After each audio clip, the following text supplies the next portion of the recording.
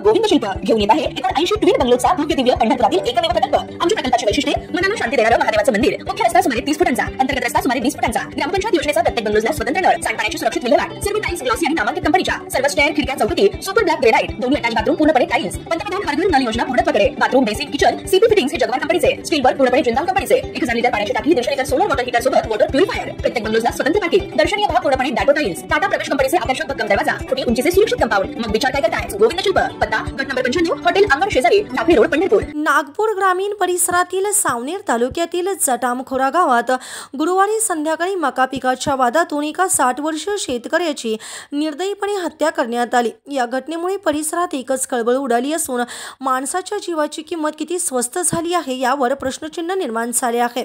मृत शेतकऱ्याचं नाव वामन मोहन इरपाची, वय वर्ष 60 असे असून ते आपल्या साळ्याच्या शेतात काम करण्यासाठी गेले होते। संध्याकाळी उशिरापर्यंत ते परतले नाहीत म्हणून कुटुंबीय शोध घेऊ लागले।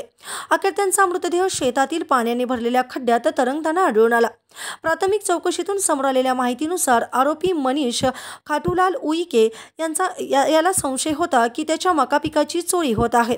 या संशयावरून त्यांनी वामन इरपाची यांच्याशी वाद घातला। हा वाद काही क्षणातच चिघळला आणि मनीषने संतापाच्या भरात लाठीने वामन यांच्यावर तुटून पडत निर्दयीपणे मारहाण केली। या जबर मारहाणीमुळे वामन यांचा जागीच मृत्यू झाला। हत्या केल्यानंतर आरोपीने आपला मानसिक तोल सुटल्याचा सांगत मृतदेह पाण्याच्या खड्ड्यात फेकला जेणेकरून गुन्हा लपवता येईल। परंतु काही तासानंतर त्याचे धैर्य सुटले आणि त्यांनी थेट पोलीस ठाण्यात जाऊन आत्मसमर्पण केले। घटनेची माहिती मिळताच सावनेर उपविभागीय पोलीस अधिकारी एसडीपीओ सागर खर्डे, ठाणे प्रमुख आशिष ठाकूर तसेच फॉरेन्सिक पथकाने घटनास्थळी धाव घेतली। त्यांनी जागेची पाहणी करून महत्त्वाचे पुरावे जप्त केले। मृतदेहाचे शवविच्छेदन करून नातेवाईकांच्या ताब्यात देण्यात आला आहे। पोलिसांनी आरोपी मनीष उईके विरुद्ध हत्येचा गुन्हा दाखल केला असून पुढील तपास सुरू आहे। या क्रूर हत्येमुळे संपूर्ण गावात शोककळा पसरली असून केवळ मका पिकासारख्या किरकोळ वादातून एका वयोवृद्ध शेतकऱ्याचा जीव जाण्याची घटना ग्रामस्थांना हादरवून टाकणारी आहे।